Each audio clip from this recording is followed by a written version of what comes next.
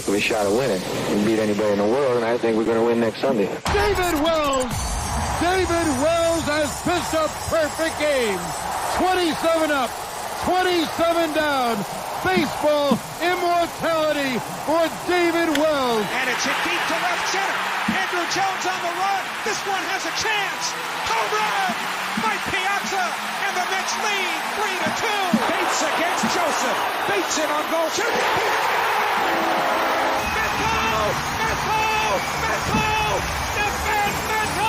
and the Rangers have one more helmet time, baby. This is the Cross Island Sports Network, where iconic moments get iconic coverage. You are listening to the Cross Island Podcast. Action! Hosted by Lyle and Errol Barks. Welcome. You are listening to Lyle, you're a funny guy. We've been off for two weeks.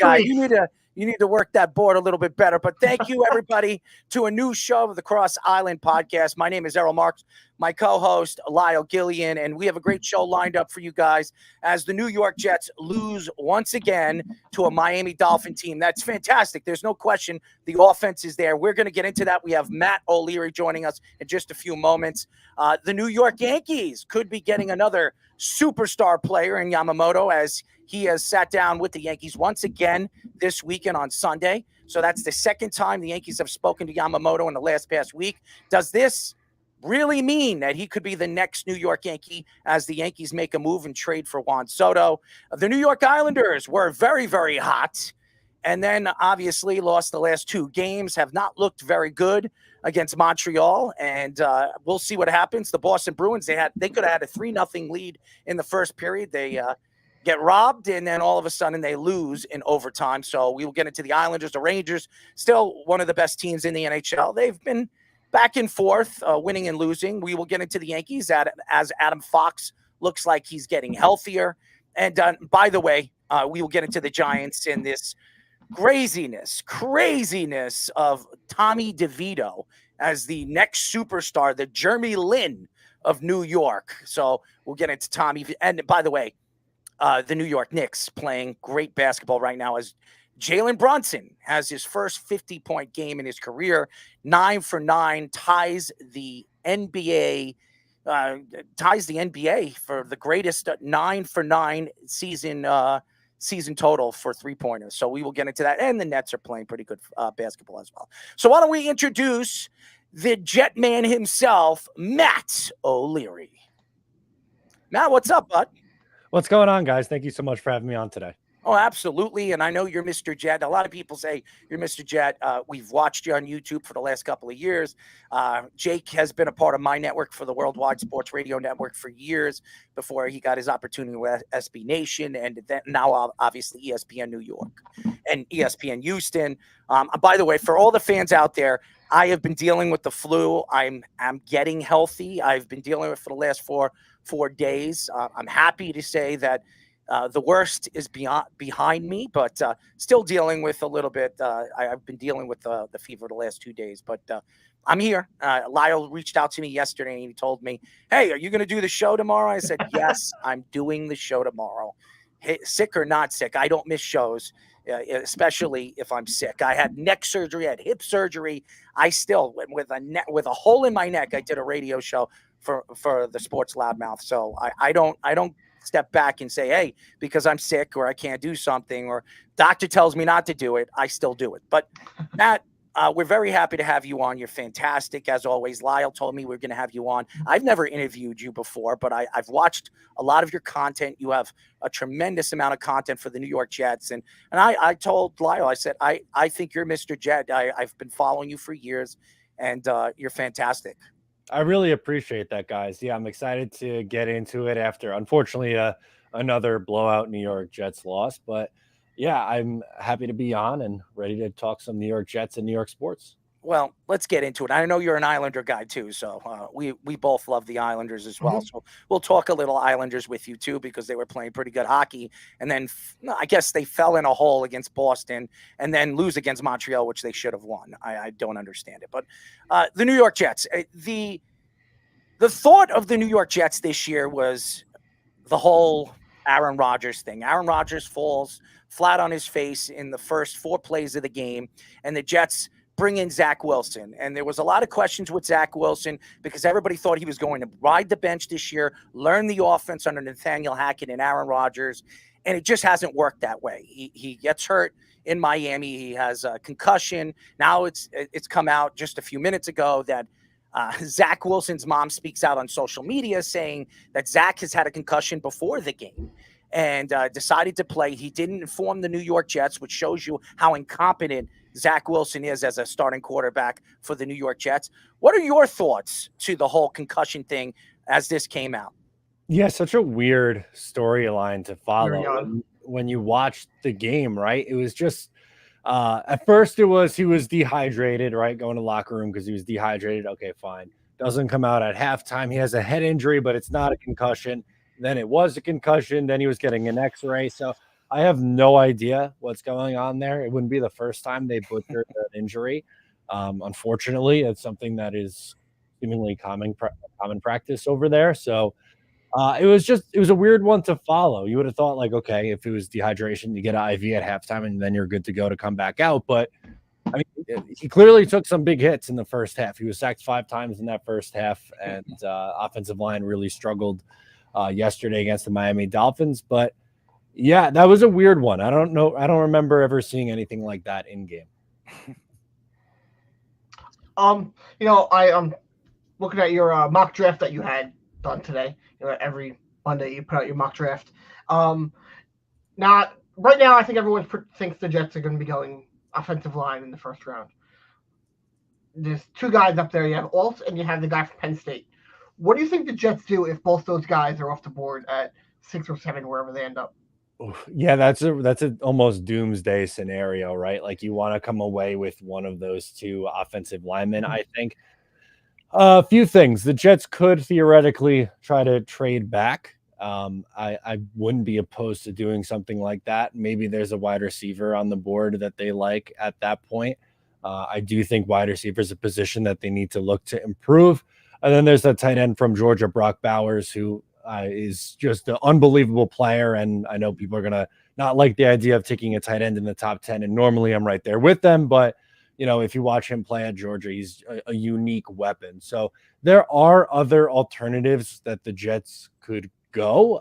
My favorite, obviously, is coming away with either Fashanu or Alt. I think those 2 offensive linemen are in a class above. But if both those guys are off the board, if Marvin Harrison Jr. is off the board, my preference would probably be move down and take an offensive lineman a little bit later, whether it's like a J.C. Latham or someone like that from Alabama.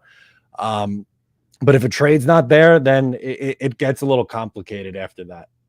As everybody knows, we are talking to the host of Just Jets podcast, our friend, Matt O'Leary. Matt, we've watched the Jets all season long, and there's a lot of questions, and I agree with you. I go the offensive line. If the Jets are in the top 5, Alt is the guy. That's the guy I think the Jets would fit perfectly for the Jets, 6'8". He's built like an ox. He's perfect. I know everybody looks at, obviously, Mekhi Becton. He's absolutely a failure to this team. The guy couldn't stay healthy for the last few years with the knee problems. And even Elijah Veritucka, I love the kid, and every time he's on the field, he looks fantastic. He's one of the best offensive linemen in football. If you look at his percentages, his PFF, he's right there with some of the best. He should be touching the ball. What are your thoughts to the offense? Do you believe that this offense will be even more competent if they, let's say, added Devontae Adams? Yeah, you would really hope so. I mean, I have my fair criticism of Nathaniel Hackett. I think he's had a really tough go of it.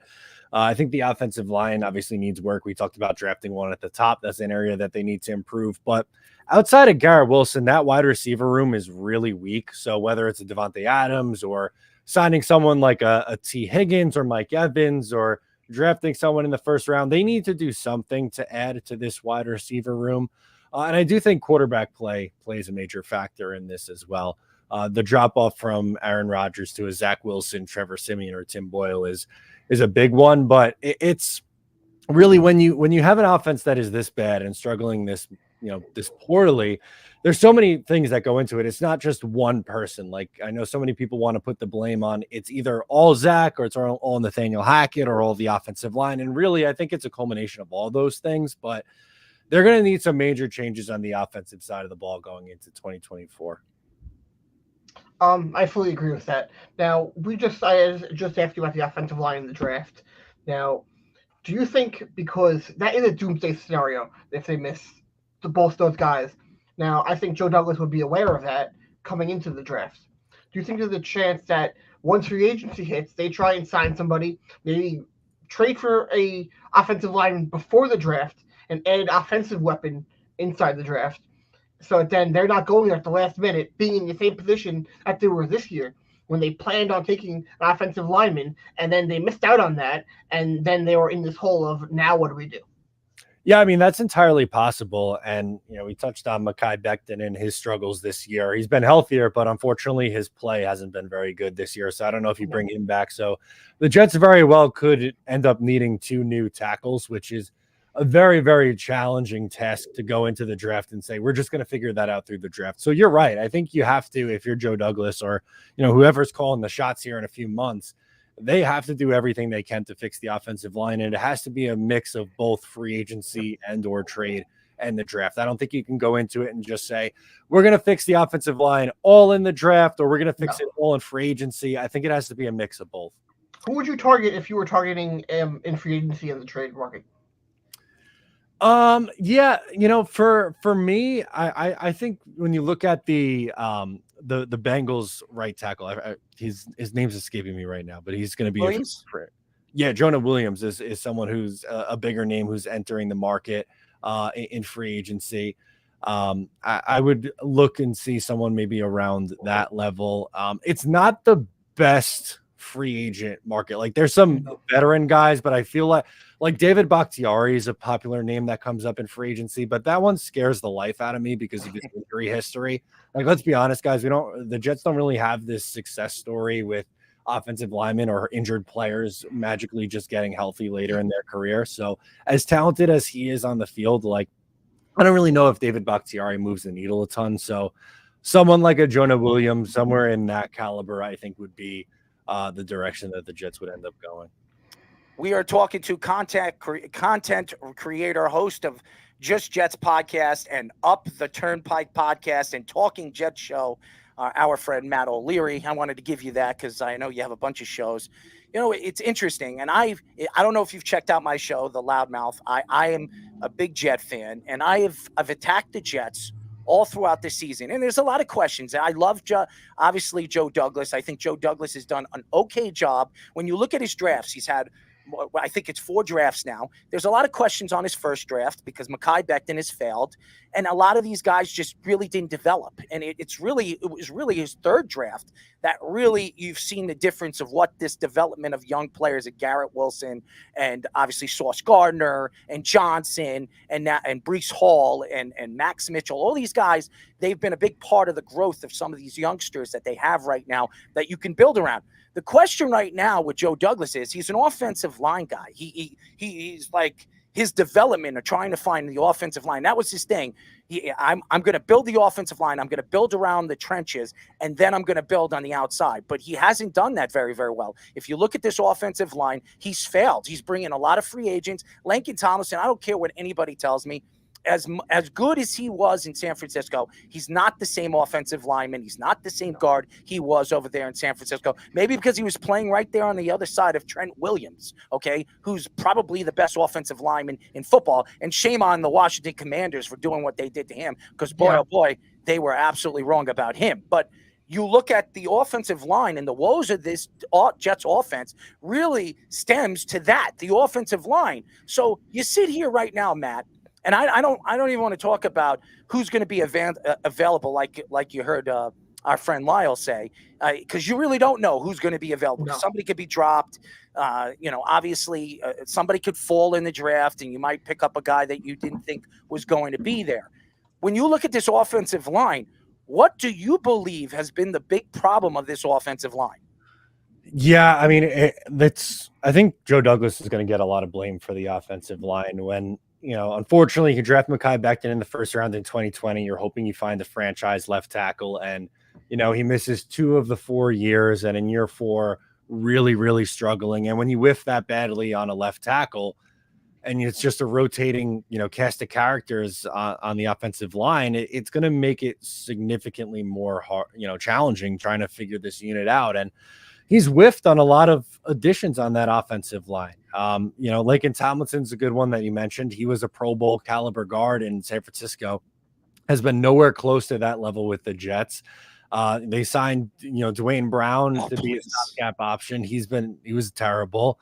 Ryan Khalil, Douglas's first year to play center was awful. Right. Like, as you said, this is someone who's supposed to be the offensive guy guru. He's been here 5 years, and the Jets have one of the worst offensive lines in football. So it's a mix of missing in free agency. It's a mix of bad injury luck. It's a mix of bad scouting. There's a lot that I think goes into it, but that to me is the biggest area of concern going into next season. It's funny. It's funny. You said something about the injury luck the Jets have had. The Jets have had more injuries in the last 2 years than any team in football. And that says a lot about coaching, the training, everything. And I sit here right now and I look at the coaches, and Ulbrich I think he's going to be interviewed for a head coaching job. I think he's been a very good defensive coach for the New York Jets. Robert Saleh, to me, and I liked the hire when they brought Robert Saleh in. And I think when you look at Robert Saleh and what he stands for, when I remember him in San Francisco, this guy was an outlandish, loud guy dancing around on the sidelines.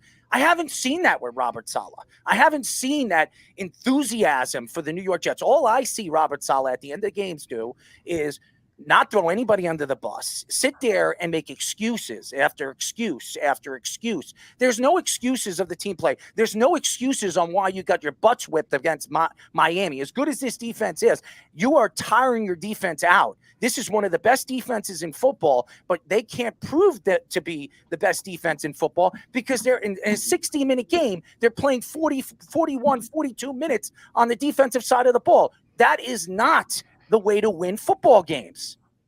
Yeah, I'm with you there. It's a frustrating one, right? When you see these the struggles on the offensive side of the ball. And it's a talented defense. Like, I think Salah's done a really good job with this defense, but you're right. The energy, especially when the team's losing, he's sitting there with his blank stare, and just it's frustrating. Part of me wishes we were able to see him with Aaron Rodgers this year to see if a legitimate quarterback would make a difference, but I don't know. You can't be this energetic guy when you're. And I'm sorry to cut you off, but go ahead. Do you really think if Aaron Rodgers played this year and he was 100% healthy, the way he has coached this team offensively, do you think that this team would be that much better? Honestly, Aaron Rodgers comes back next year. They get the offensive line, and they sit here. They have not run the ball very, very well. You bring in Nathaniel Hackett. Now, there's no excuses because if you look at Nathaniel Hackett, in Jacksonville, they ran the ball very well in Jacksonville. Yes. You look at Nathaniel Hackett in Green Bay. They ran the ball very well in Green Bay. What is it? Breece Hall is one of the best young running backs in football, and he decides, hey, you know what? I'm only going to give him the ball 10 to 12 times. Does that make any sense to you? I'm thrown off here. I'm thrown off. No, you're right. You should be thrown off. And someone who definitely, I think, should lose their job is Keith Carter, the offensive line coach. I don't think he's done a very good job since coming over. It's his first year with the team. A lot of veterans in Tennessee, where he came from, were not big fans of him because he was kind of a hard ass. He ran a lot of tough practices, and the veterans said that, it was a wear and tear on their body. And look at the offensive line injuries this year. So I think that's a big reason for it. But you're right. You look at Breece Hall, someone who's an extremely talented back, and they can't run the football. But if you looked at some of the advanced, analytics, he is getting hit behind the line of scrimmage at an insane rate. Like, his yards per carry versus yards per after contact is just insane because most of his yardage is coming after he's already hit. So he's not even getting to the line of scrimmage before he's getting hit. So not only would an offensive line help, the quarterback play, but it's going to help the run game too.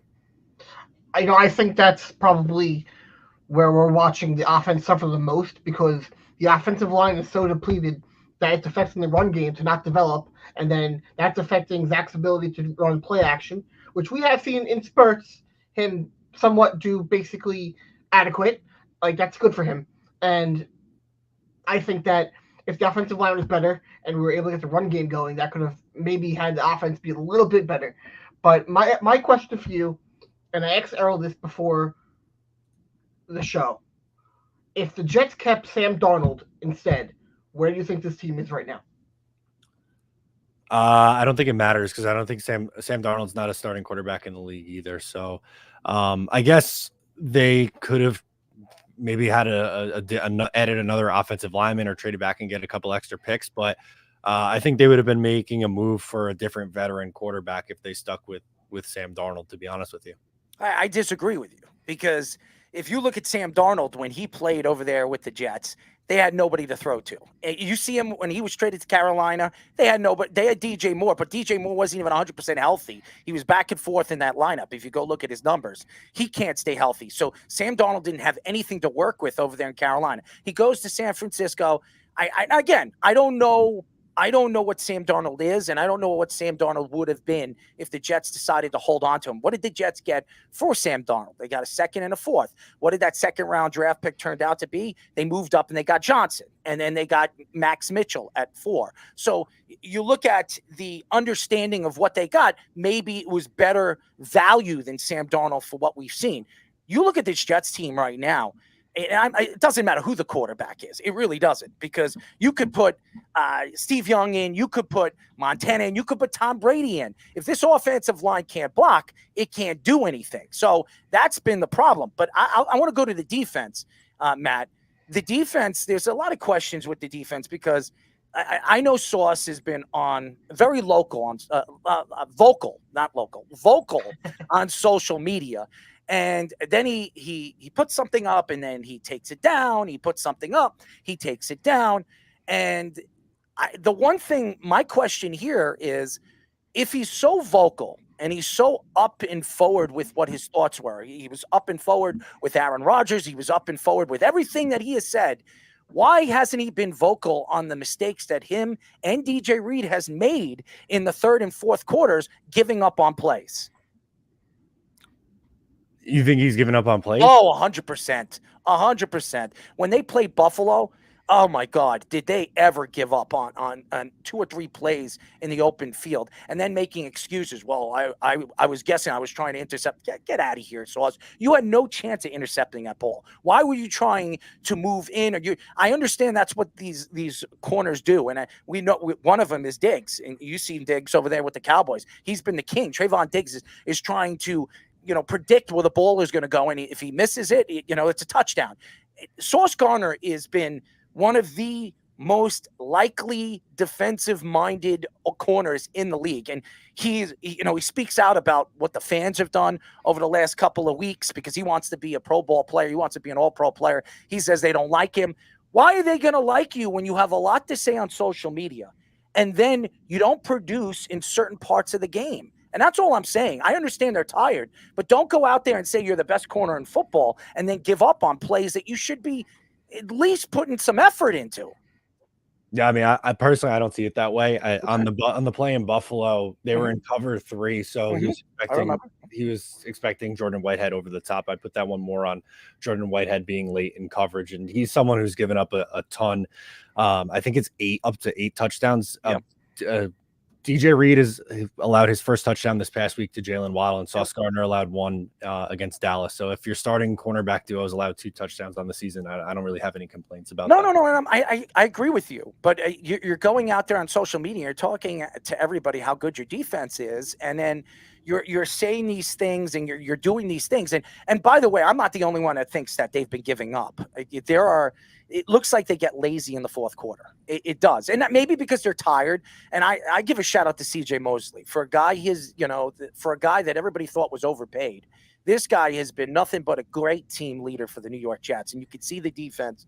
This defense would not be as good and as on every single game without a leader like that in their defense. So I got to give them a lot of credit. The safety position, there was a lot of questions. And I think that some of the, Ashton Davis looks like he's turning out to be a pretty good player when everybody thought he was a bust. I liked him when the Jets moved up to get him from Cal. And then obviously Adams has been an unbelievable find for him, but the guy can't stay healthy. This has been a problem for the New York Jets, is the health situation.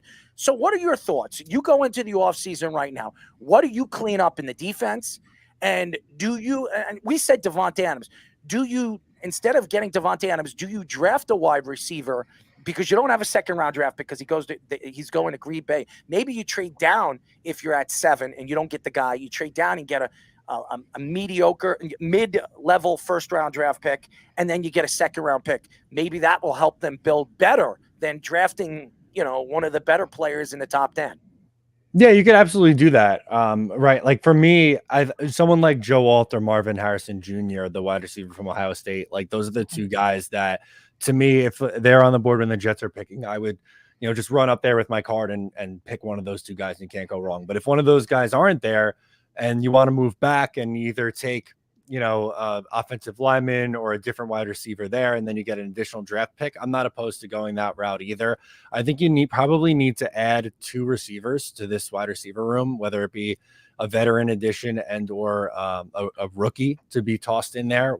If it's not the first rounder, maybe it's, a third round pick. Like you said, no second rounder because it's going to Green Bay for the Aaron Rodgers trade. But outside of Garrett Wilson, they can't get out of the Alan Lazard contract, so he's going to be here. But you need at least a wide receiver 2 and a wide receiver 3 to be added in the mix going into 2024. We had Schaefer Suggs on our show last past week, and he's ex-Jet. He asked me a very good question, and he loved my answer. He said, if you were the GM of the team, okay, and I'm going to ask you this question. If you were the GM of the team, what do you do in the offseason to make this team a contender? That's a really tough one. I think I would focus on really the offensive side of the ball significantly more. You might lose a piece or two on the defense, but it's such a good unit on the defensive line and in the secondary. I think you survive with, potentially losing someone like a Bryce Huff. I would love to bring him back, but if you can't and you allocate that money into the offensive line and the wide receiver room, I think you have to add at least 2 starting offensive linemen, whether that is 2 tackles or 1 tackle and a guard, and have Elijah Vera Tucker play the other tackle position. And I think you need to add a wide receiver 2 and a wide receiver 3. Garrett Wilson is a bona fide number 1 receiver. If they added a 1B or a wide receiver 2 to complement him, I think that'd be a big addition. And I think Alan Lazard with an Aaron Rodgers could be a fine enough wide receiver 4. So I think actually the addition of adding a healthy Aaron Rodgers back into the mix could also help elevate some of this offense. But they definitely need, like I said, at minimum 2 starters on the offensive line and a couple more receivers as well. Interesting. Well, I think it's a great time to go to the New York Islanders. Well, one thing we have been watching is this team really struggling in the third period and on the penalty kill. It has I think personally, the penalty kill has been more of a detriment to this team than overall blowing leads in the third period. You look at some of the games, and Phil Sachs broke it down on Twitter very well. He broke down all the games where they have blown it from the penalty kill. And it's very alarming. Now, what would you do to fix that? Yeah, I mean, to me, the PK is the biggest issue with the Islanders right now. They're dead last in the league. I think part of it is they're missing some guys right now on the back end with, there's no Pulock, there's no Pelech. Scott Mayfield's been banged up. But you look at some of the forwards that they have in their PK unit, and as good as Cizikas and Clutterbuck have been for a long time, I think Clutterbuck's age is starting to show a little bit on the PK. I feel like he has some troubles clearing the puck out of his own end. So something that you could maybe try to switch up personnel wise. The last couple of years they used Brock Nelson on the PK a little bit, but this year they really haven't used him at all. So I'd be curious to see if swapping him in the mix and getting someone who could skate a little bit better and maybe, take the puck, lug the puck out of the zone a little bit better than someone like a Cal Clutterbuck. And making that swap as a start. And supposedly earlier this week it was reported that Zach Parise is skating again, and he was someone who played a ton on the PK for the Islanders the last 2 years. So if they were to add him back, which I'm all for, and getting him back in the mix on the PK, I think those are the first 2 areas where you can maybe see some personnel change that maybe adds a positive. Personally, I think the biggest question mark for me that I cannot understand at all is why is Bo Horvat not on the PK? He's probably the best on the team on the draw. He's very good defensively. He's fast. Now, you brought up the speed of Clutterbuck. I also want to bring up the speed of Cizikas. I think that has took a hit too. because both of those guys seem to struggle to get to the loose pucks in the defensive end. They seem to struggle to keep up with the speed of the top power play units in today's game. Like, you watch what Boston is doing, you watch what the Devils were doing, you watch what Vancouver does and how fast they move that puck. They're going to struggle again when they play tomorrow against Edmonton when they are on the PK. I think those two guys are a big issue on the PK right now. I think they can keep up somewhat when they have Fasching out there at 5v5. But right now, I think you have to take off both of those two. You have to put on Horvat and Gauthier. That's my opinion, to put them on there. Bring up speed. I think that fixes it tremendously temporarily until you get Parise back. Yeah, I like that idea a lot. I mean, Horvat, if I remember correctly, too, during his time in Vancouver, he spent some time killing penalties, but he hasn't really done it a lot with the Islanders. I'd be all on board for that. You mentioned his ability to win faceoffs. That's such a key when killing penalties. You win the faceoff and then find a way to get it out of Dump it. So, yep. And then you look at what Jay Fresh posted a stat of all the fastest skaters in the NHL, and Horvat was up there. So, like, they use the NHL tracking system. I forget what it's called. And one of the guys up there was Horvat, and I cannot sit here and understand why he's not on the PK. Yeah, no, I hear you on that. That's another one that you could bring up in swapping in. As good as Clutterbuck and Cizikas were at it for years and years, they're past 30 years old. They're on the wrong side of 30 now. I'm not opposed to switching it up, and I think Gauthier is an interesting one too. But you bring up how fast he is. It would be interesting to see how he would do on it. And he's not bad defensively. That's kind of where he's been in his career. He's been better in the defensive side of the game than offensively. And you look at what I don't know. I think just you need some more speed out there to keep up with the top power play units. Yeah, no, it totally makes sense. And that's, an area where it seemed like the Islanders are desperately trying to fix this past year. They bring in Engvall, who's a speed guy. They add Gauthier. Fasching's now in the mix in the bottom six. So I'm with you on adding more speed. As everybody knows, we are talking to content creator of Just Jets podcast, Up the Turnpike podcast, and Talking in Jets show, Matt O'Leary. Matt, I'm also an Islander guy. I was at the Islander game against Toronto. It was one of my Christmas gifts by my girlfriend, and I was right there on the ice. And Matt, watching certain players play, I mean, Matthews he's fantastic. When you get a chance to watch this kid play in person, the size, the ability, the stick handling, the speed. But Matthew Barzal, he's not a big guy. If you watch him on the ice, he's not a big guy. He's having a pretty good season. I was wondering what this offense was turning out to be, because a couple of weeks ago I said this was one of the worst offensive teams in the league. And then all of a sudden they got hot for 2.5 weeks and they were one of the hottest goal-scoring teams in the league. The question here is, being that they're scoring, they're obviously one of the strengths that they were with Barry Trotz was the defensive side of the puck.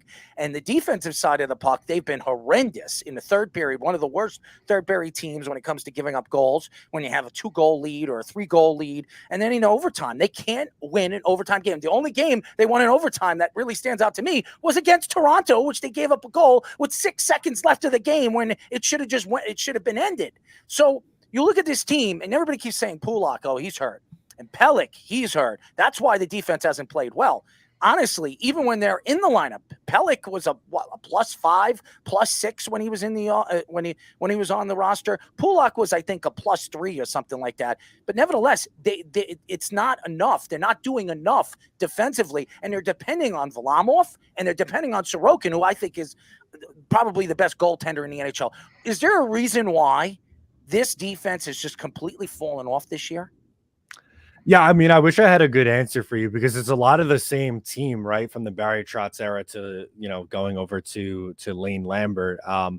I think that's one of the bigger criticisms I have of Lane right now. I think they sometimes lean a little bit too offensive. And sometimes I wish they would put their foot on the gas a little bit more and just, kind of finish teams out in the third. I think they kind of play on their heels at times. And that's when they get, hemmed in their own end. But I wish I had a better answer for you, but it seems like just for whatever reason that Lane Lambert's structure comparatively to Barry Trotz's in the defensive end isn't there. They are a much more offensive team now, which is, it's fun to watch them put pucks in the back of the net, but I hate to watch this team blow third period lead after third period lead. And here's the thing. I saw Lou at an event. I do a lot of things for the Islanders. We do the pregame show for the Islanders on Saturdays on 103.9 FM. And Lou was at this event, and I walked up to Lou and I was speaking to him about Sorokin before the season started. I said, you need to extend him. The Pierre Engvall thing, I questioned it. I did not like the trade. Of all the moves that you could have made, you had a Pierre Engvall, and as good as the speed that this kid gives, he doesn't put the puck in the net. And it's been a big problem since he was on Toronto. He doesn't, I think his most goals he's ever had in a season was 27. The Islanders need goal scoring. They need a star goal scorer that you could put him on any lines. Alex DeBrincat would have been the perfect fit for the New York Islanders.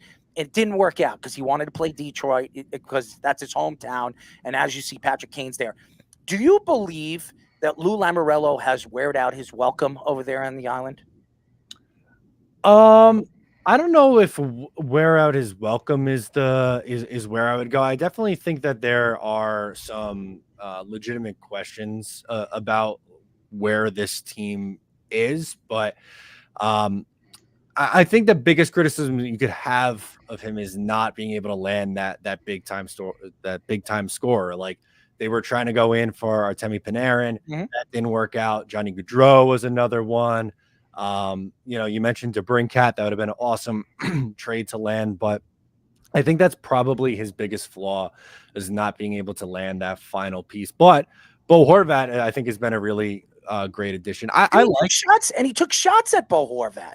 And remember when he signed that 9-year, $100 million contract? What did he do? He threw Bo Horvat under the bus. He says, I don't know about that signing. I know he was kidding around. I think it was a little too much money. I know he was kidding around. I brought that up to him too, and he smiled at me. I said, why did you say that? He says, showbiz is showbiz. I said, what the hell does that mean?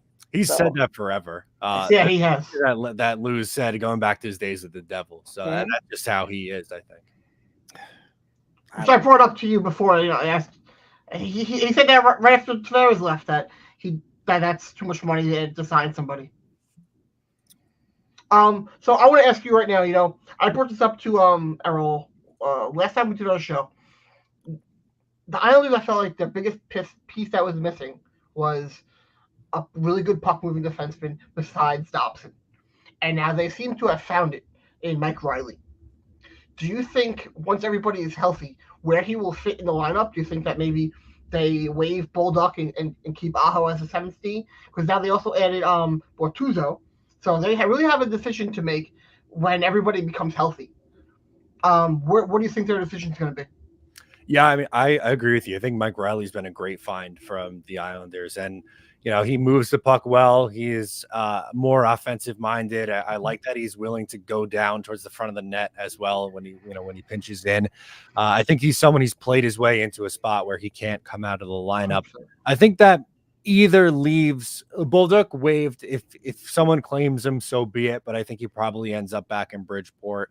And then it really comes down to Bortuzzo or Aho.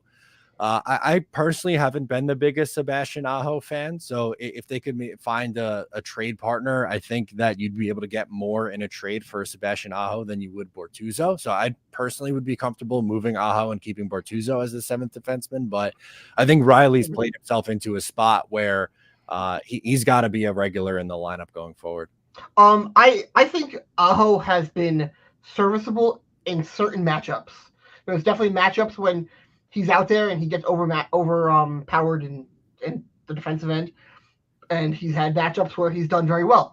But I think Bortuzzo is definitely the better option. I agree with that. I think keeping him around, like if you play the Rangers, I think you want to put a guy out there like Bortuzzo who can be need, because Trouba is kind of, you don't know when he's going to pull another Trouba and have a dirty hit and go for someone's head. And I think having a guy out there like Bortuzzo that could be a threat to go after him it's good to be out there. Yeah, like that's an opportunity where you'd want a Bortuzzo or a Mayfield, I feel like, in the lineup. But I'm with you. I think, and Bortuzzo, while he hasn't had the same impact as Riley has, I think he's bailed out Bolduc a couple of times already in his short stint. So I'm totally fine with keeping Bortuzzo around as the veteran 7th D. I will say this: Simone Holmstrom has been as good as any draft pick Lou has drafted. And Noah Dobson, obviously, I was at that draft when I spoke to Noah. I spoke to Oliver Wahlstrom. I thought Oliver Wahlstrom was going to be some player. He really hasn't turned out to be the player that everybody thought he was going to be. The Rangers were getting attacked. Why didn't you draft him? Why didn't you draft him? The Islanders got him, and they had the 10th pick, and they had the 12th pick. They got Noah Dobson. He's a great offensive defenseman. He needs to work on his defensive side of the ball. But Simone Holmstrom was the last first-round pick Lou Lamoriello has drafted, and it was in Vancouver. I met him in Vancouver. I was there in Vancouver as well. I interviewed him, and Simone. A lot of people question him because a lot of people thought of him as a late second round draft pick. Lou was reaching, but he loved his skills. He's a good puck handler. He has pretty good speed, and he has a lot of size. What are your thoughts? He right now has 4 shorthanded goals. He leads the NHL in shorthanded goals. He's been sensational on the penalty kill. He's been sensational even in the overtimes. He's been used a lot. What are your thoughts to this kid? What type of player do you think this kid could turn out to be? Yeah, I think he's been really good this year. I was one of those people who I didn't really understand the pick at the time. I thought it was a little bit of a reach. And, as he was going through the system, it wasn't like he was putting up these gaudy numbers in the AHL or, as he was developing. So I wasn't sold on him being a regular on this team this year.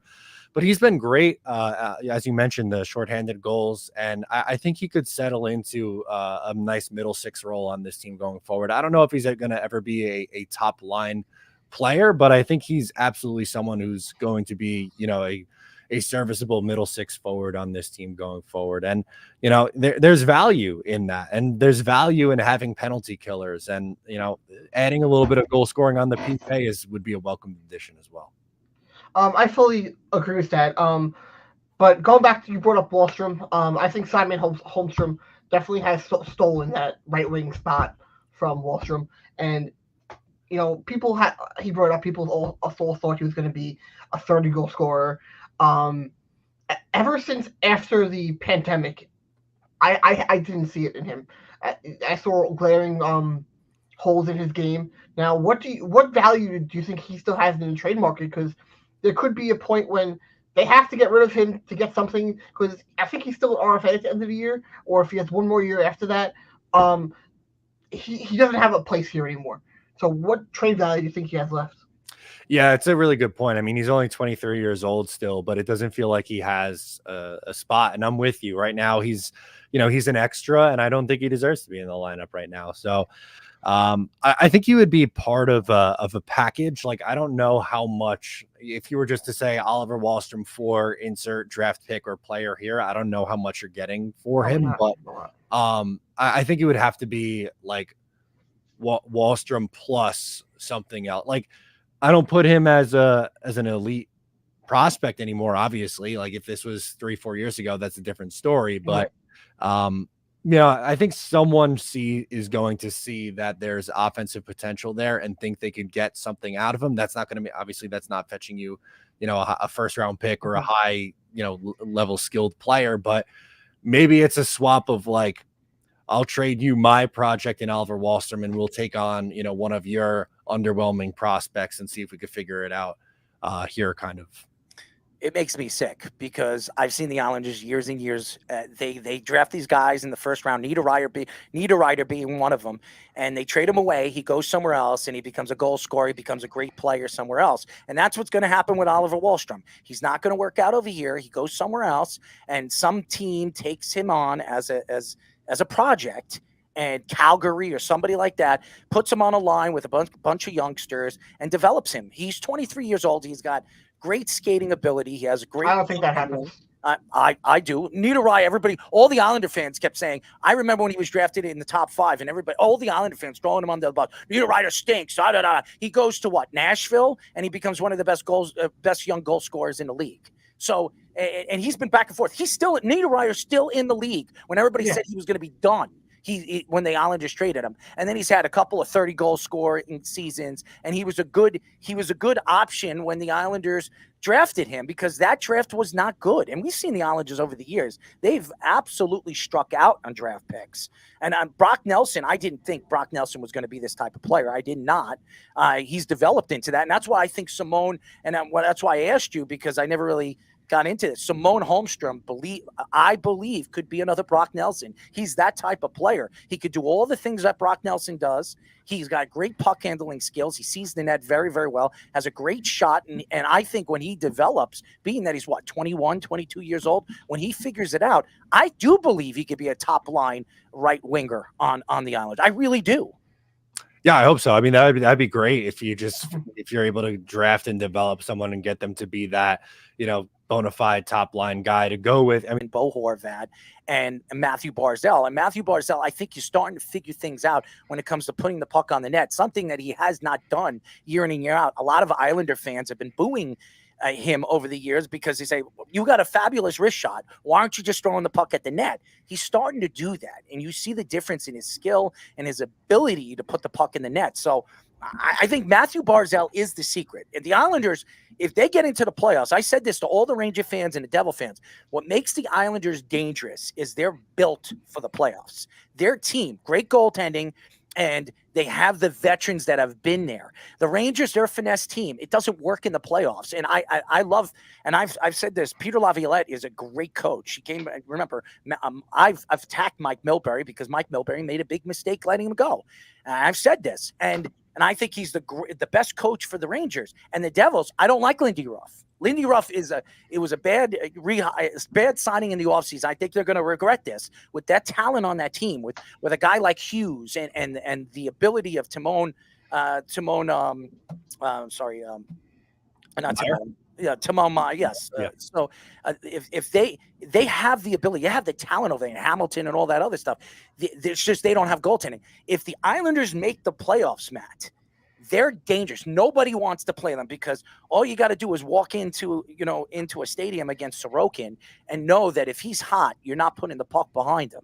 So, and that makes the Islanders different from all the rest in the Eastern Conference, because I don't trust Allmark from the Boston Bruins, because we saw what he did last year in the first round against the Florida Panthers. We know what the Florida Panthers could do if they get into the playoffs, because they're built for the playoffs.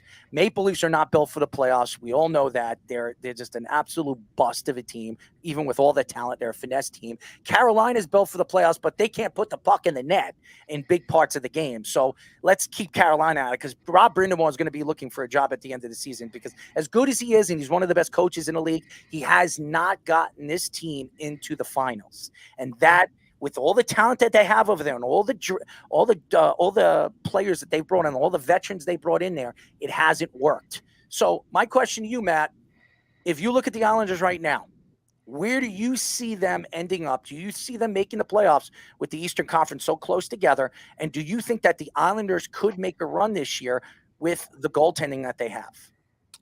I do. I think I agree. I don't think they're a team you want to face. And the numbers aren't there right now for Ilya Sorokin, but I'm not really worried about him. He has a ton of talent, and I really think it's the play in front of him, and specifically the PK, as a big reason why some of his numbers look a little bit more inflated. And he's still making the big saves in big spots, but unfortunately, you give up 3 power play goals to Boston, and suddenly you have 3 goals against again and a poor save percentage. So, I think they would be a team that could do some damage in the playoffs if they get there. We've seen them make runs to the conference final, not that long ago. Against Carolina last year, they went 6 games and had a couple overtime losses in there. So they would be a tough out for anybody. Right now, with, we brought up Sorokin, kind of, he hasn't been 100% what he has been the past couple of years. Now, would you be opposed to giving Varlamov the reins for a little bit to kind of give Sorokin a refresh?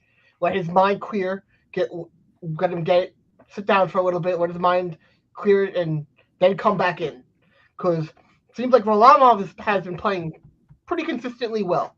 And I'm not saying that he's the guy they should run with, but I think that they should definitely give him a stretch of games and then bring Sorokin back in and let his mind clear. Because the worst thing for a goalie is losing their confidence. And I'm very worried about that happening to Sorokin right now. I'm not. Yeah, I mean, it's a legitimate fear. I wouldn't say that, like, right now, I believe it's a 60-40 split. If you look at the games, they played 30. Sorokin's got like 19 or 20. Varlamov has like 10 or 11 starts.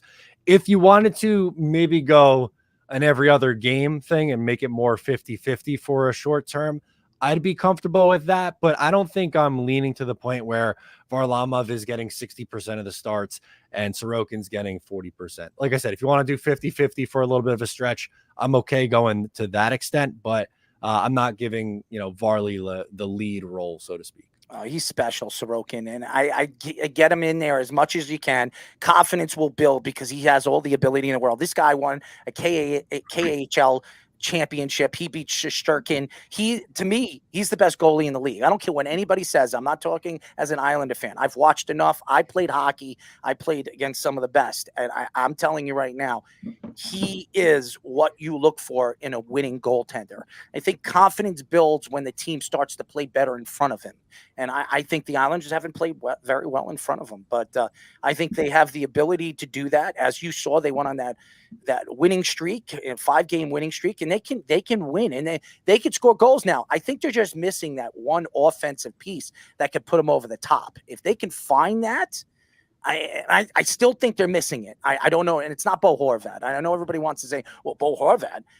Bo Horvat's a good player, but how many 30-goal seasons, how many 40-goal seasons has Bo Horvat had? 0. He's a 30-goal scorer. How many 30-goal seasons did he have? I think it was like 3. He's not that guy. They need that guy, that like a Panarin type of guy that every single year you put him on any single line, he's going to put that 40 goals up no matter what. That's what the Islanders are missing. I think every team needs that. A lot of teams do have it. Yeah, a lot of teams do have it. It's tough. It's tough to find that guy right now on the open market. They had Alex DeBrincat. I think he's that guy. I mean, he was right there. I don't like what Lou did, and everybody keeps saying they couldn't. Yes, they could afford it. They made room for it. Alex DeBrincat. I would have done anything to try to sell Alex DeBrincat to come here. They did that with Bo. And Bo, as soon as he got traded, because Bo was not interested in coming to the Island. As a matter of fact, if he went to free agency, everybody was saying he was going to Boston. That's where everybody said he was going. He was going to go to Boston because obviously they were parting ways with some guys because they were retiring, and he would have been a perfect fit for Boston. First line, great face-off guy. He's everything that the Bergeron was. They compared his game to Bergeron's. So I just think they're missing that guy. And there's a couple of guys that could be available in this offseason coming up where I just don't know if Lou's the guy to go after him. I think Lou needs to, step back and bring in a younger guy that understands the league a little bit better than he does. Yeah, I mean, that's fair. Eventually they're going to have to, give their reins to somebody else, right? Like, I don't know how much longer he can continue to do this. If they're a playoff team this year, I don't know how many changes that they're going to make. I think that's what I would be interested in is how, if they make the playoffs, which I think they do, and depending on how far they go, how much change or turnover do they want? It's interesting. Matt, you're fantastic. Keep up the good work. Your podcast is fantastic. I've been checking you out. I look at what you say and what you post every single week on YouTube, and you have a great content on YouTube, and I'll definitely reach out to you. My producer will definitely get you on the show. We talk a lot of Jets. We get a lot of Jets on our show, and nice. Like I said, you're fantastic. Keep up the good work, man. I appreciate that, guys. Again, thank you so much for having me. Love chopping it up and talking some Jets and Isles tonight. Thanks for coming on, man. Absolutely. Matt O'Leary, ladies and gentlemen, fantastic Just Jets podcast. Good get, Lyle. He knows his stuff. Oh, no question that he does. Let's get into the whole Yankees. I mean, we talked Islanders, so we really don't have to get into any Islander conversation because we got into the Islanders with him. We got into the Jets with him. Let's first go into the Giants quickly, and then we'll go into the Yamamoto thing. The Giants, Tommy DeVito gets hurt. He comes back, concussion woes, but they lose this past week. They only score 6. They only put up a 6 spot, but I think Tommy DeVito, he is not the future. He could be a great backup or good backup. Remember David Carr? David Carr was a first-round draft pick. Now, Tommy DeVito wasn't even a draft pick. He was an undrafted player that the Giants brought in because he lived two blocks away from Giant Stadium. He grew up a Giant fan. He's an Italian kid. Everybody loves this story. He's a Jeremy Lin, type of guy. It's been fantastic to watch. It really has been. And I love watching kids succeed when everybody thought. Part of me says, and I said it before, if you're the Giants and you're up there at the beginning of the draft, take Marvin Harrison, give this guy a chance next year. And I know you think that's definitely a stretch out there, but hey, build that offensive line, get a really good receiver. I don't know. I think that right now he's producing, but I think he's producing better than Daniel Jones ever has with the Giants. I don't agree. I think I hate Daniel Jones. You know that. I know. I like Daniel Jones. I think Daniel Jones is a much better quarterback than Tommy DeVito. Now, Tommy DeVito everything's fallen right for him. The defense is starting to play even better than they did in the beginning of the season. Daniel Jones is injury prone. They have another year with Daniel Jones. I expect him to be back next year because his cap will be horrendous for the Giants. So he will be back next year. Do the Giants draft a quarterback? If they're in the top 7 right now, they're drafting at 7. The Jets are drafting 6. If the Giants get into the top 5, do they draft a quarterback? Or who's the top quarterback picks for the following draft? Not this year. So next year? You have Sanders. You have Sanders, Deion Sanders' son, who will be available. There's a couple of guys, not as big as it is this year. I mean, everybody talks about some of the quarterbacks and that are going to be available going into this year's draft. I mean, obviously Drake May is a guy that everybody keeps talking about. I don't like North Carolina quarterbacks. They have not worked in the NFL. One of them is Mitchell Trubisky. He was a top 4 draft pick. Chicago drafted him. He's failed. And Chicago then moves up and they get Justin Fields, and now they're going to part ways with Justin Fields as they have the number 1 pick for Carolina after winning this week. Still, they're the number 1 pick. It doesn't make any sense. You keep Justin Fields, you build around that offensive line. Yeah, I agree. That would be the smart thing for them to do, or draft a wide receiver, Marvin Harrison Jr. at number 1. I think that would be deadly having DJ Moore in here. And Yep, DJ Moore on one side and Marvin Harrison Jr. on the other. I think it would be fantastic. They have the weapons that they need to move forward with the Chicago Bears, who are built for defense for years. And they've been one of the best run-stopping defenses in the league all season long. So they just need to help out in that secondary, which has been a big problem for them throughout the season. I think Chicago remember, they're in a really bad division. The NFC is not a great conference. It's usually we look at the Eagles, we look at the San Francisco 49ers, and that's it. I mean, there's no guarantees with anybody else. I mean, Dallas is right there. They're there every single year, but they just can't get over the hump. And I like Dak Prescott, and I don't want to hear it from all the haters out there. Dak has had a good season. It's not Dak's fault that they lost this past week. But I think going back to the Giants, I think Tommy DeVito has been a great story. The story is coming out with with Wink Martindale and Dable. You're hearing that they're not getting along. That's a lot of questions. Does Wink Martindale get fired at the end of the season? Because Dable is the guy, and he's going to move forward with this team. And Wink Martindale, as good as he is as a defensive coordinator, if he doesn't get he doesn't get a coaching job, there's a lot of questions. If they're not getting along on the sidelines, and you have the defense and the offense fighting at practices and not getting along, there's a problem there, and that has a lot to do with the coaching staff. Now, I don't know what's going on. I don't know what the interior. Now Wink has thrown it under the rug, and so is Dable. They don't speak they don't speak anything that's going on in the locker room. I give them a lot of respect. But if their story is coming out that they're not getting along, I don't know if it's the defense and the offense not getting along, but these guys aren't getting along. There's a problem there. There's a big problem. Mm-hmm. So the New York Yankees, they got Juan Soto. Mm-hmm. Now, I'm a National fan, and I'm going to tell you, him as a former National. Yep. I'm going to tell you right now what happens. Now, he's either going to perform big, mm-hmm. or he's not going to perform. And if he doesn't perform, the fan base and the media is going to immediately attack him because he has a little bit of a personality. He's a little bit of a showboat. He has the Soto shuffle that he does. I'm going to tell you right now, the media and the fans are going to attack him for the Soto shuffle. It's a thing that he does. on balls, and I expect the older fan base here in New York, and especially the older portions of the New York media, to very much not like it. I know you know what I'm talking about. Yeah. Showboating. Yeah, I wouldn't call it showboating. He does it to try and get into the pitcher's head. He does this little thing with his legs, and sometimes he'll grab his nuts and like. So did Robinson Cano, and Yankee fans loved him. They loved Robinson Cano. They were upset when Robinson Cano decided to go to Seattle and not stay with the Yankees. And then they bring in Jacoby Ellsbury, and he was an absolute bust. I think Juan Soto is going to be fantastic. I think he will too. But I'm just saying, if he doesn't perform, that's what they're going to attack him. He played in a bigger ballpark last year on a team that, to me, just completely gave up. They had a tremendous amount of talent all over the board, and they just didn't deliver. I mean, and to me, him coming to New York, he's from the New York area. His father's from New York. He grew up over here. He grew up a Yankee fan, believe it or not. Now, there are stories coming out that he might not want to be a Yankee. No, he grew up in the Dominican Republic. I know, but his father's from New York. They came up when he came to America. When he came to America, this is where he's from. This is where his father lived. This is where his family lived. So he has a lot of family here in New York. He has a lot of family here.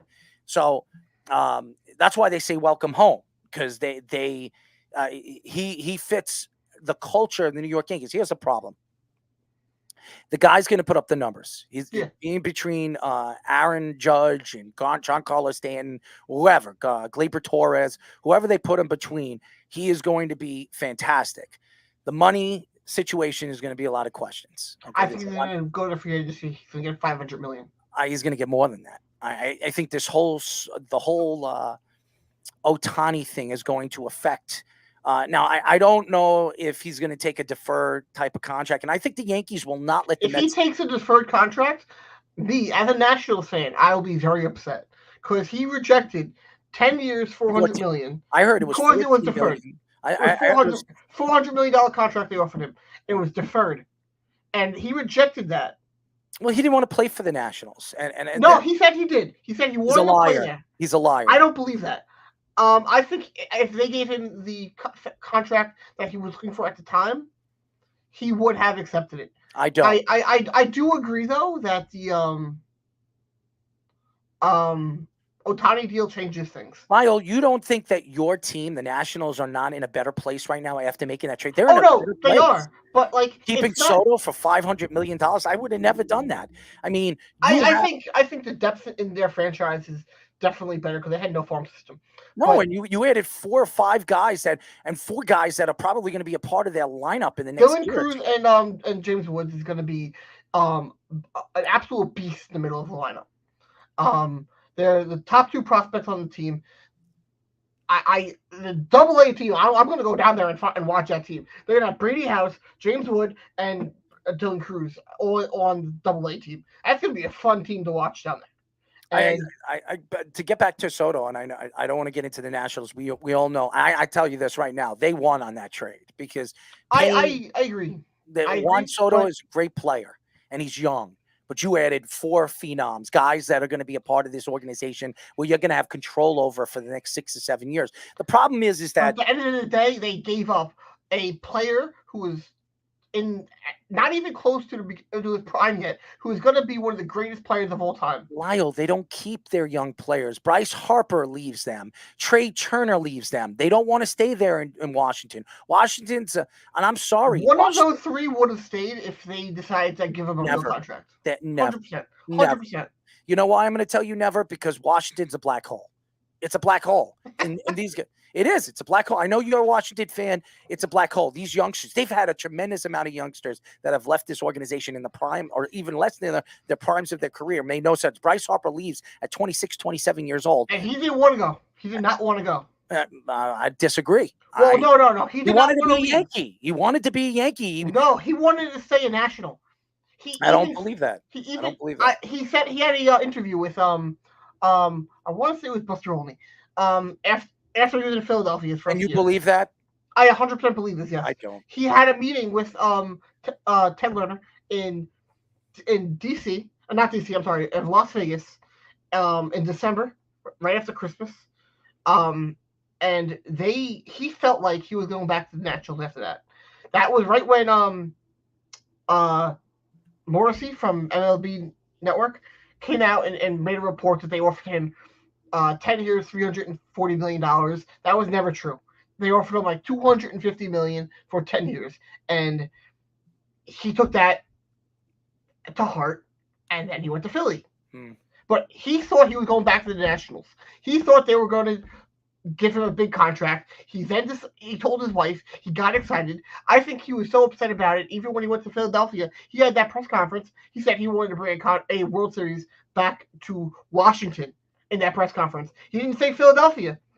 He said he wanted to bring a championship to Washington. I think he didn't want the Washington fans to hate him, for him to decide. He wanted to be a Yankee so bad. He grew up a Yankee fan. His father's a Mickey Mantle fan. Yankee fan, yeah. He grew up watching the Yankees and Derek Jeter. He wanted to be the Yankees. The Yankees made a mistake. They could have added that left-handed bat to their lineup, and who knows? Maybe they don't go after Juan Soto. Maybe they just have Bryce. I think that the biggest mistake they made was trading for Giancarlo Stanton. Listen, they traded because he was pretty much handed to him. I don't think he was. But now look at who they missed out on for it. They missed out on Bryce Harper. Now you can make an argument that because of what they're paying him, they could end up missing out on re-signing Juan Soto. I don't think so. I think the Yankees are going to be willing to give Juan Soto when he wants, and even Yamamoto. If the Yankees thought that they couldn't sign Yamamoto and sign Soto, they wouldn't be going after Yamamoto. I think the Yankees get Yamamoto. I do too. But I think that the Yankees are going all in for 1 year. I don't. I don't. I think no matter what, they'll do anything. They're not going to lose Juan Soto to the Mets. That hasn't been what the Yankees have been since they George Steinbrenner stepped down. The ownership has not been that they're going to put all this money into free agency like this. Lyle, I'll ask everybody this question. Could you name the last player that the Yankees had, a star player that they, when going to free agency, they let them go to any other team besides their own? Give me a player that give me one. No. Cano. They were never going to give $219 million because they knew Cano. I thought that the report was they were going to be giving him a contract. He was 31 years old. The Yankees were not. I thought the report was they were going to be giving him a contract offer. They offered him $219 million. The Seattle offered him $240. That Cano is. I don't bring up Cano because Cano at the time everybody that I've read said that the Yankees were not giving him more than $219 if he take more. No, not $219. I would be very shocked if the Yankees sign Yamamoto and then re-sign Juan Soto at the end of the year. Do you know what you want me to tell you why that it's going to work for them? Go for it. Okay, here's what I'm going to tell you. Garrett Cole is going to opt out of his contract at the end of the year. Okay. He is going to opt out of his contract at the end of the year, especially if he has a Cy Young year once again.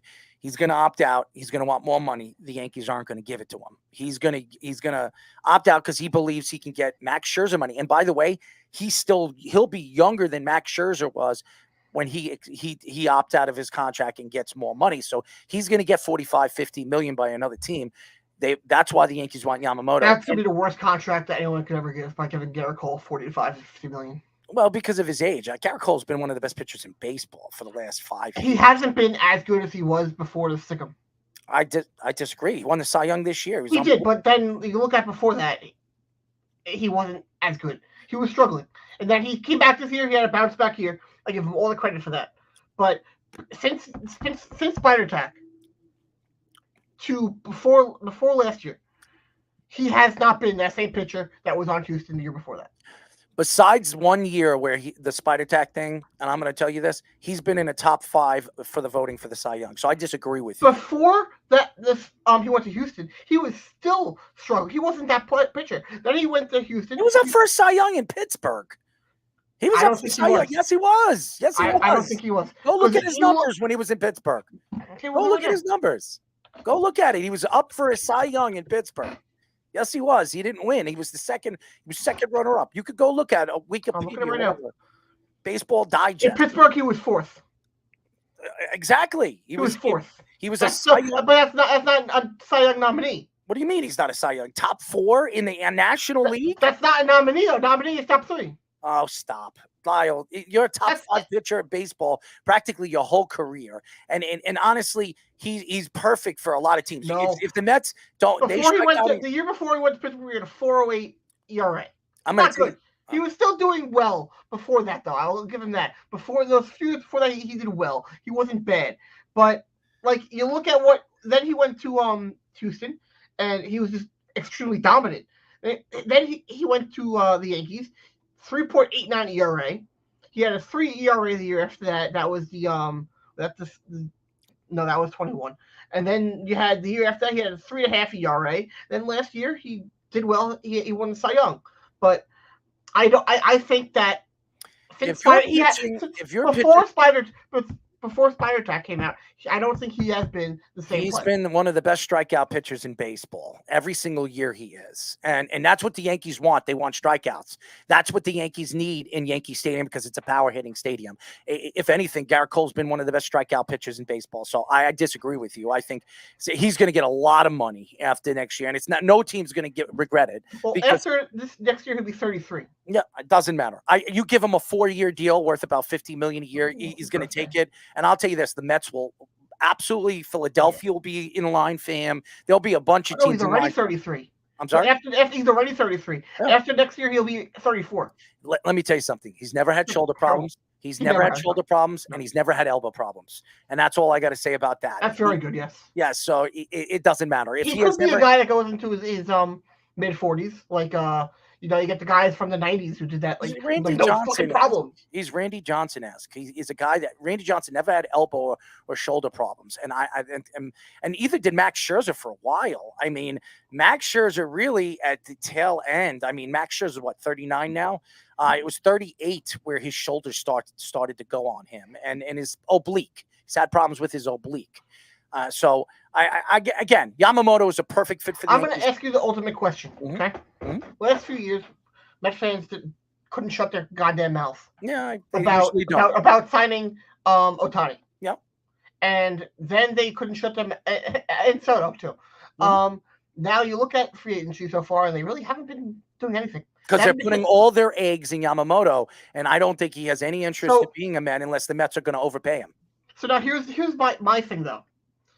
Say they end up missing on Yamamoto. Mm-hmm.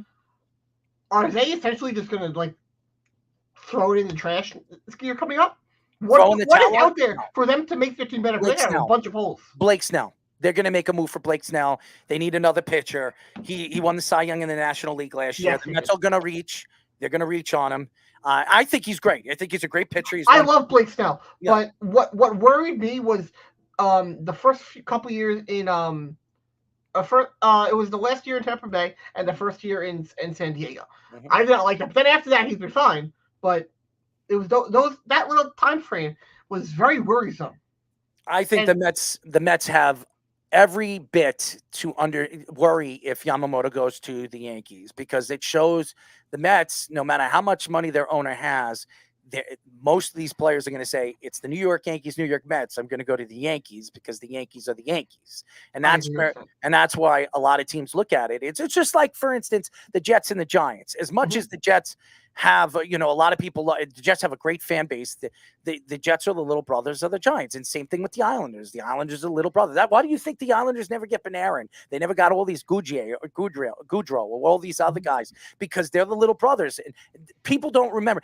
You go to the UBS Arena, it's beautiful. Yeah. I'll tell you this right now. It's one of the nicest hockey stadiums in all of hockey in the NHL. But people, even the players, they don't understand the fan base here in the island. So a lot of people are afraid to come to the Islanders because of that. Matthew Barzal, he loves Long Island. He loves living here. His fiance is from here. So to me, I have never understood. You have a player coming out that's going to be a free agent, a big time star. Mm-hmm. These guys, they all talk. All the stars, they all talk. They all are somewhat friendly on somewhat level. Mm-hmm. How come not one has said, I know you're a little bit nervous about coming to Long Island. It's the middle of the fucking summer. Come here for a day. Come on a boat out east. That guy's going to go home. He's going to want to take his wife and everyone there. And he's going to want to live there in a heartbeat. Yeah. I don't know. They all think all they have ever seen was the Coliseum and the Marriott. So they think that's all that Long Island is. But if you come out there, you take them out there to the East End for one day, they are immediately going to sign there. I think they know about it. Honestly, I think the players know.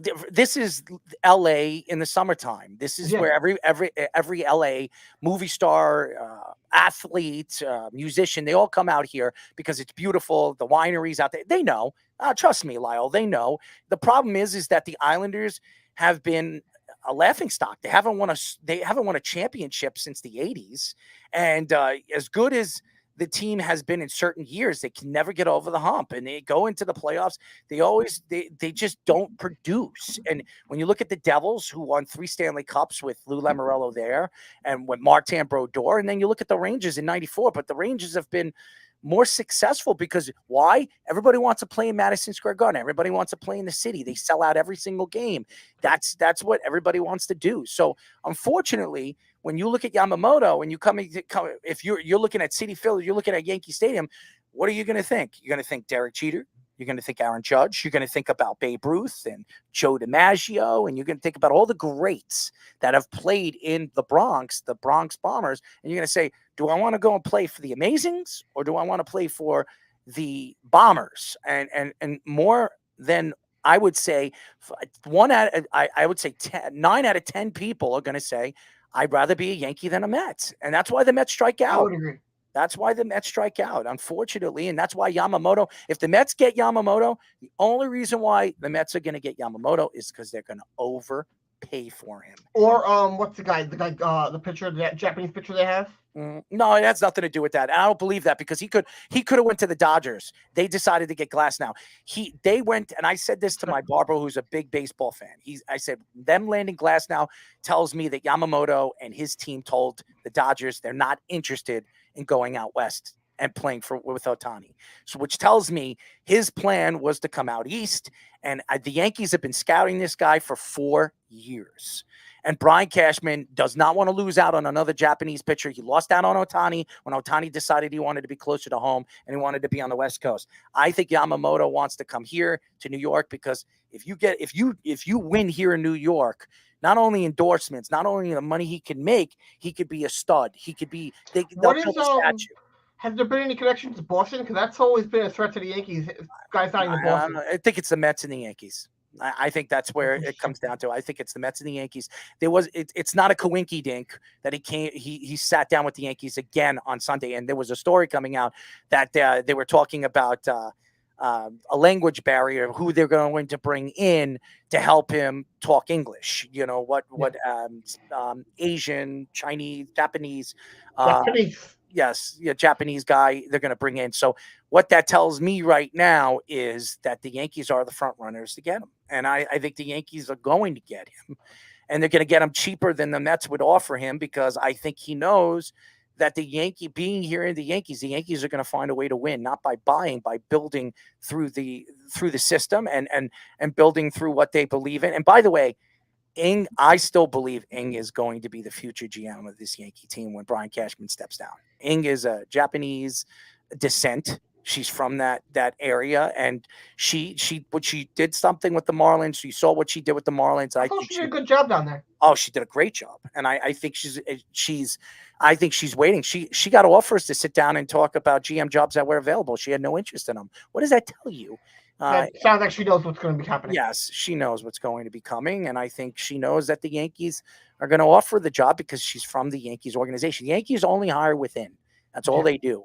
Anybody within, even their management. If you look at their managers that they brought in over the years, go look. Every manager they brought in, besides Joe Torre, and that was because it was a mistake because George Steinbrenner made it. It was one of the best mistakes he has ever made because Joe Torre was the last on a totem pole. He was not the guy they wanted to hire. Nobody wanted the job, and Buck was offered the job again, and Joe Torre was the last guy on the list. Besides Joe Torre, if you go up and down the list of managers that the Yankees have had, they were all former Yankees, all of them.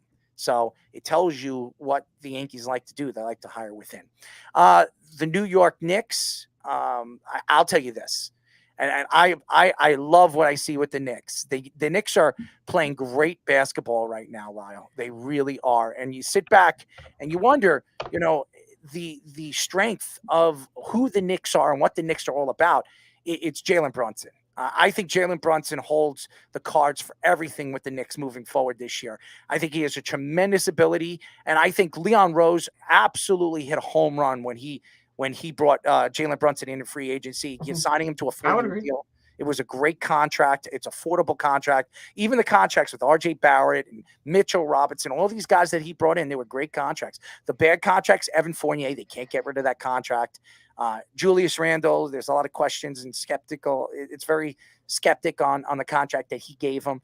But all in all, I think Leon Rose has done a good job as a GM for the New York Knicks, or not a GM, but president of the New York Knicks organization, done a lot better than, a guy named Phil Jackson.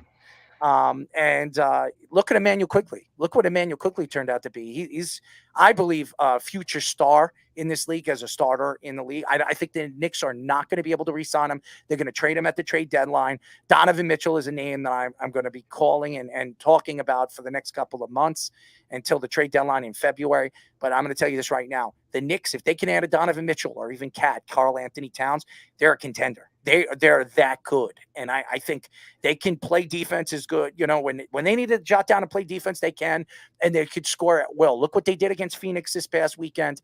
They can put the ball in the net. If they can just stay true to themselves and play Knick basketball, the way Tom Thibodeau wants them to play in big games defensively, I think the Knicks are going to be a very hard out in the playoffs. I would agree. Right now they're sitting 6, and it's still early, and they can still make the climb and get in maybe the top 4. Maybe, definitely, I think they could easily get in the top 5.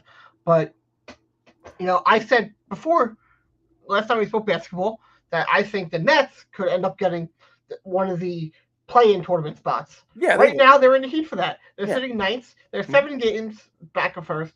The Knicks are 6 games back of first. So this game on Wednesday between the Knicks and the Nets, I think the Knicks are going to win. But I think the Nets could, if they find a way to win that game, that puts them up into a higher spot right now. And I think that's it's a big game for both teams, and I think it's going to be a good game. I think when you look at Jalen Brunson, and I don't know how this guy wasn't an all-star last year.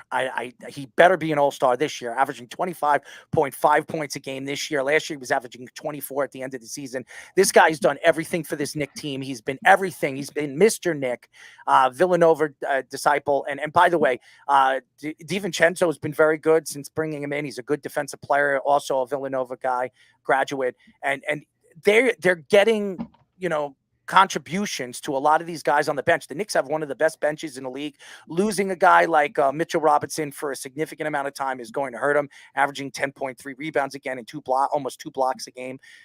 He's been everything. He's been everything defensively for the New York Knicks and the anchor. The Knicks are going to need a big man, and they're going to have to trade for one because who knows, even when Mitchell Robinson comes back like he did last year, if he's going to be 100%. The guy has never stayed healthy, and that's been a big problem. I think Mitchell Robinson is one of the top 5 best centers in the league defensively. He's not an offensive-minded guy, but defensively he's as good as anybody. The problem with Mitchell Robinson for over the last couple of years is he's injury prone, and that's been a big problem for the Knicks. And Hartenstein cannot be the guy. He cannot be the number one guy. I'm sorry, he's not as good as Mitchell Robinson, and they don't have a lot of size over here. Sims has been good, but not great. And you can't depend on a guy that was an undrafted guy that is, to me, not that good. He wouldn't be on any other roster besides the Knicks if he played for anybody else. So I think there's a lot of questions with the Knicks. I think they need to make some moves. Emmanuel Quickley is not going to be a guy they're going to bring back. Trade him, and maybe as much as they don't want to trade Grimes, I think Grimes has shown me enough that he's not developing to the player that I thought he was going to be.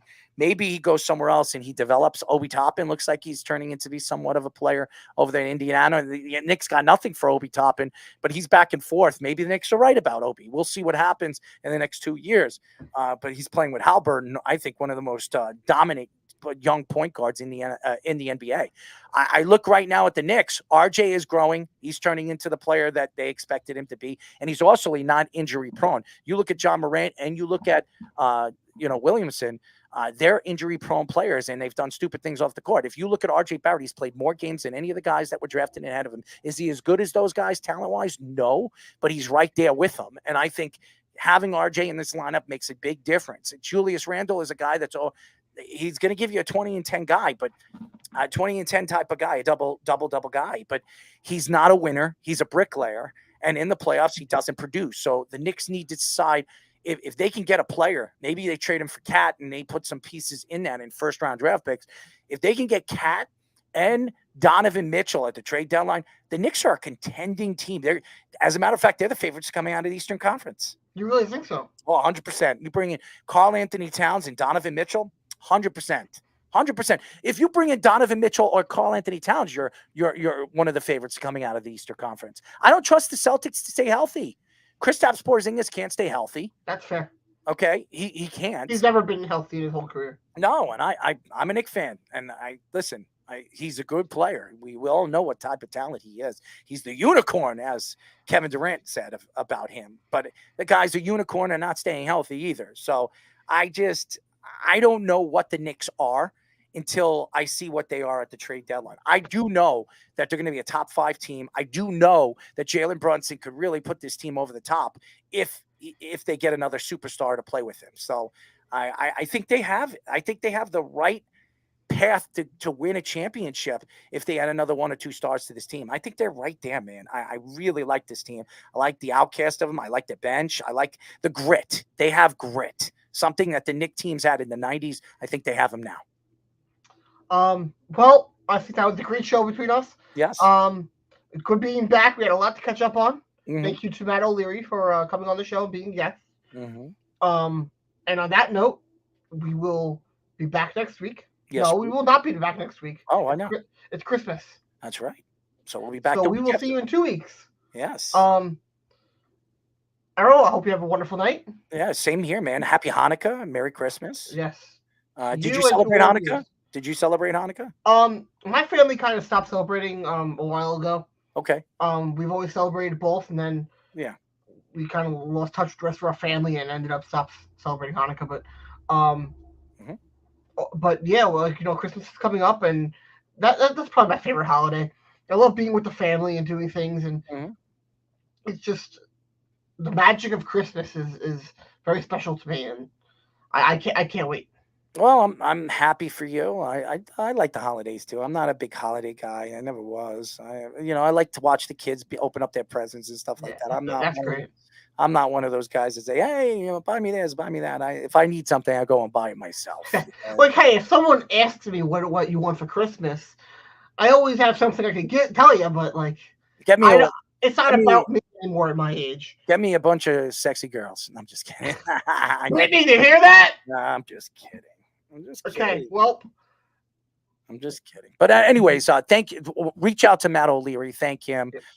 Matt was fantastic. And thank you to all the fans. Keep listening to us on the Cross Island podcast. And Lyle, you're always good. And keep up the good work. And we'll talk in the next couple of days, my friend. I'll talk to you later, my friend. Good night.